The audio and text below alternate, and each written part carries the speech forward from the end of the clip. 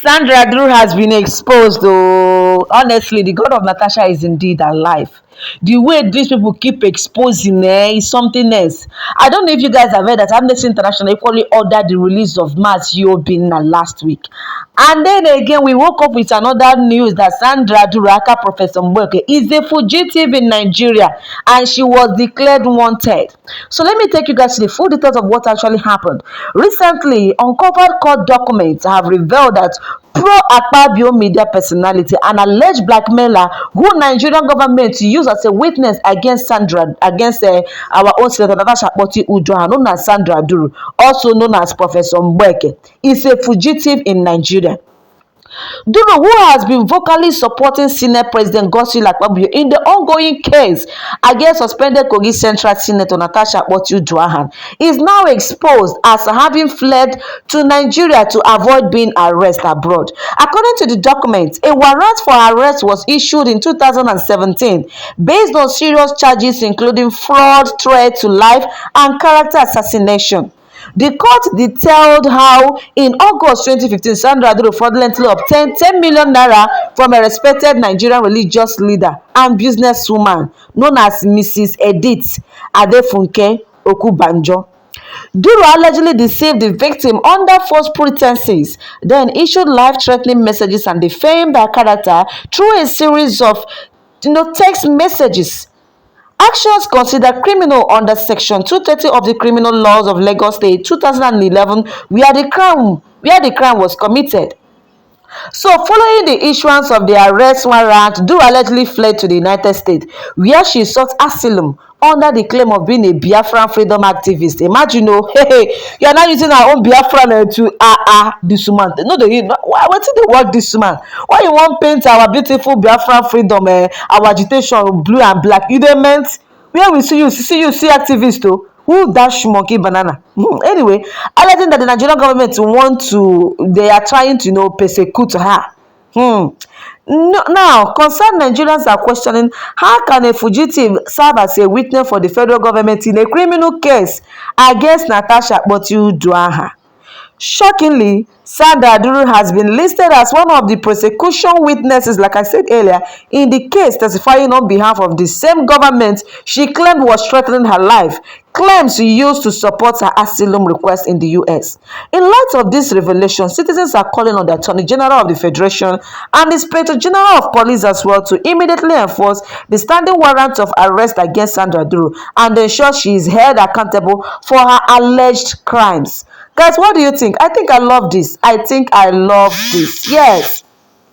I love what I'm saying. Don't think that this is fake or what, because all the stample scan, everything, they were all shown in this to buttress or to tell you that whatever they are saying is nothing but the truth. Do you understand? Whatever they are saying is nothing but the truth. Anyway, let me read this one for you guys. Indeed, Nigeria is just a failed country. Recently, they are busy condemning Iran-Israel war, whereas the one happening at Tinubu's backyard. Tinubu, for once, have not gone to visit all these people that are victims of Fulani herders by in Nigeria. For once, I've been asking myself, who exactly is this Tinubu? Does this man doesn't have human sympathy? People are dying on a daily basis. The only thing you are after is how to ensure that all governors in the 36 states of Nigeria are decamped to APC. People are dying on a daily basis. Is it because it's not your son, Seyi? Is it because it's not your wife, Remy? Is it because it's not your daughter, your granddaughters, your grandchildren? Is that why you think that things are not going wrong in this country called Nigeria? Honestly, Tinubu was too quick to declare state of emergency in Rivers State. Look at what is happening in Makurdi. Look at what is happening in Northeast. Look at what is happening. And I equally hear that Nigerian militaries will be at their station. Let's say, their normal joint that they used to have in Nigeria. You see army joint, police joint. And the Fulani headers with guns will just bypass them and they will not do anything. They will not stop these people. They will bypass them, go to these people's houses, go to their villages and commit all kinds of heinous acts, killing people. Yesterday, look at what happened in Benue State. About 219 people were murdered on daily broad daylight. A woman cried out that her 5 children and mother were killed as a result of Fulani headers' brutal attack on Benue State yesterday. And today they are heavily protesting. And now this person that commits a crime that was declared wanted a few years ago was now set as a witness to testify against Senator Natasha Uda. What exactly is going on? Do you guys think that we have a government? We have corrupt practices. We have, in fact, brutal people as leaders in the country. They doesn't deserve that name, leaders. They don't deserve to be a leader in this country. They are causing more harm than good in Nigeria of today. My lovers, do you see what is going on? When I saw this news, I pinched myself, said, wait a minute. So these people still want to repeat the same thing they did during Mazi Nnamdi Kanu case, putting Bintanya Akol as a judge presiding over Mazi Nnamdi Kanu's case.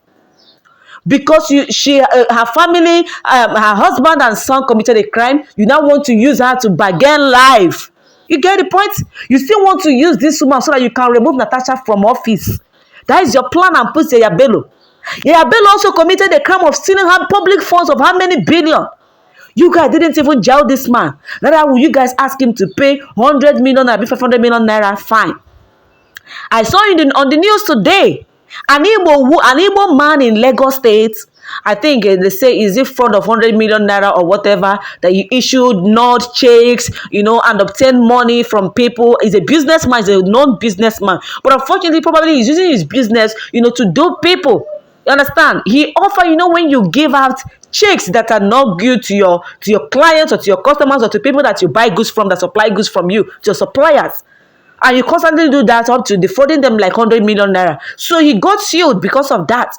And after proving guilty, they sentenced this man to 74 years in prison. The question I ask myself, does this man deserve 74 years in prison? He did not kill someone. This is just monetary misunderstanding. Let's use that way. It's defrauding, right? Yes, we know it's fraudulent activities. But then again, does he warrant giving this man 74 years in prison?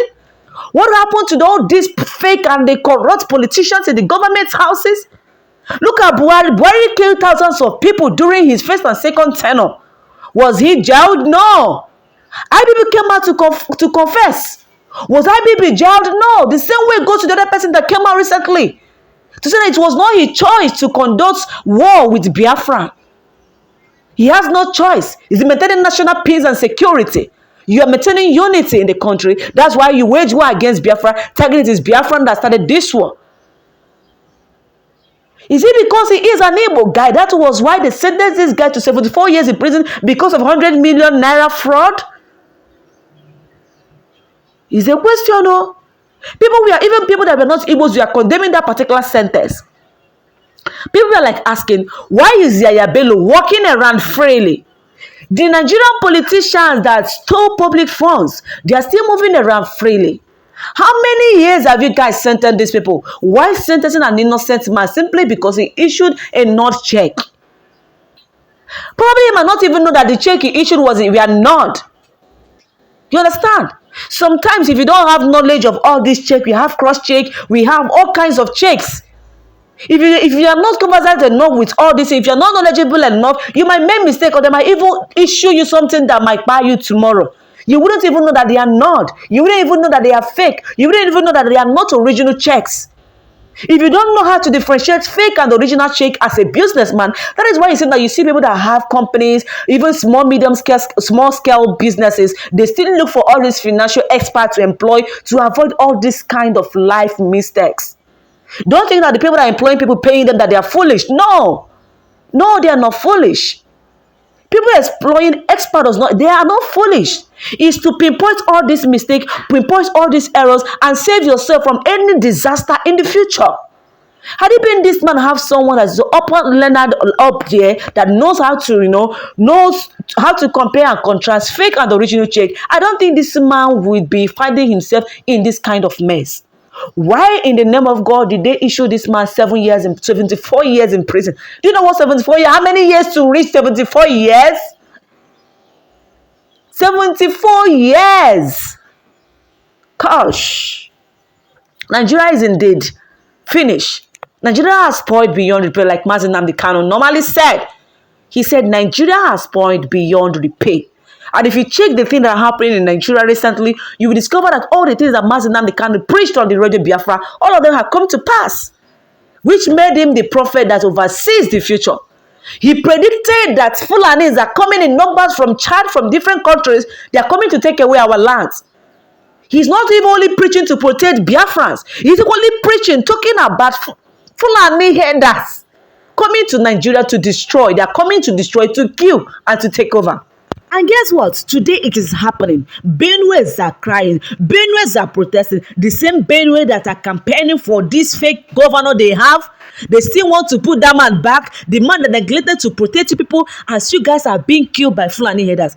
Honestly, make I not talk too much. What I like to say, Sandra Duru has finally been exposed. Sandra Duru is a fugitive. Yes, you heard me right.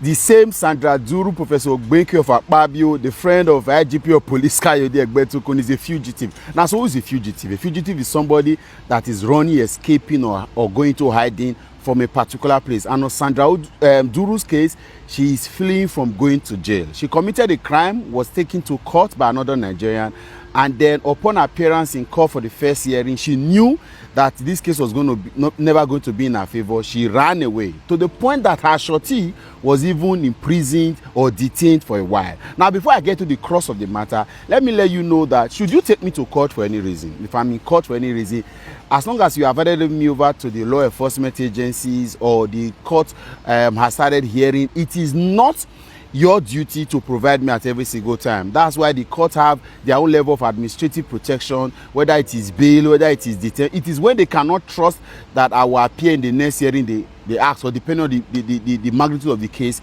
they ask for remand, right? But in this case, Sandra was released on bail, for example, but then she ran to the United States to avoid being sent to jail. Now, like we have established now that the onus is not on you that took me to court to provide me. It is on the law enforcement agency, and then in this particular case, the federal government of Nigeria. No wonder the same Sandra Duru was now declared wanted by the Nigerian authorities, and all policemen were told wherever they find her, they should bring her. All policemen. The same Sandra Duru that have been told, that was in 2017, that was declared wanted by Nigerian authorities, and all policemen and court officials were told to provide Sandra Duru, is the same Sandra Duru making chats on WhatsApp with the current IGP Kayode Egbetokun, having videos done of endorsement by the former IGP Solomon Arase and other top police officials that have retired, including the current PPRO of police Muyiwa, Assistant Commissioner of Police Muyiwa, also made a video for her. All of these people, they ignore the fact that the authorities have declared her wanted and asked that at sight she should be arrested and brought to court because she's a fugitive that ran away. It is a law against the federal government of Nigeria. It is that same Sandra Duru that has been named by the IGP to come and testify as a witness against Natasha'S. Now look at all of this. Is this not a shame to our country? It's not an embarrassment? Should there be anything else that we should see and say we'll be disgusted and terrified that a criminal that ran away from our justice system is now being booked to be chartered into the country on chartered flight? We cannot wait to have Sandra Duru in Nigeria. So I want to ask the current, first and foremost, let me ask former Inspector General of Police Solomon Arase, a very respected man from my state, all of these guys, Muyiwa and the IGP, what does Sandra Duru have against you? We hear that she's in the habit of sextorting people deliberately, and to see that you people are making videos or are having chat with her already put us at a very level, at a fear level. What does she have against you? Speak up. Some of us are going to take the pain to detonate her and embarrass her. Let us know what she has against you, because I do not understand why somebody wrote a rubbish book and all of you started to endorse. It's obvious she has something against you. If she doesn't, this is the time. Nobody should stop her from coming to stand as witness because she has been declared wanted. The case that she's coming to stand as witness for was happened in 2025. She has been declared wanted 8 years ago. So which should she answer first? Or should they allow her to stand as witness fair because there is nothing on that case before she should be arrested? She should be arrested at the Monishala Mohammed Airport or Nnamdi Azikiwe Airport. Which of them should she be arrested? Is this not embarrassing? And so you are saying that the IGP got to office, and then normally as a business person, somebody chat me for the first time, I do a background check. Every smart, intelligent, brilliant security person would not allow anybody get into their space without checking who the person is. So you checked on Sandra and did not know that she has been declared wanted by the Nigerian authorities. That you, as a police officer, you were told in 2017 that anytime you see her, it's bad enough that you didn't contact the Interpol to get her when you saw her the first time. Now you are bringing her to come and be witness. IGP Kayode Egbetokun. Alpha. We should thank Natasha for bringing her to us. She has been running. The Nigerian that she duped of 10 million, ran away, of all of the things that woman has gone through, we understand. And the shorty that went to jail because of her, all of them are waiting. All of us are now waiting for Sandra Duru. Thank you, Senator Natasha. Nigerians should tell you thank you for what you have done. Finally, one of our criminals that ran away is back home. Congratulations to Sandra. I hope you bring another person. Let's begin to check files. Shameless Akpabio, working with the worst of the worst, because that's who you are, inferior. Shameless Akpabio, shameless Yahaya Bello. Sandra Duru, welcome to jail. 8 years ago, if you dare not stand as witness, you have problem with me. We are waiting. Again, IGP, when and where are we arresting Sandra, aka Professor Mgbeke? Airport or court?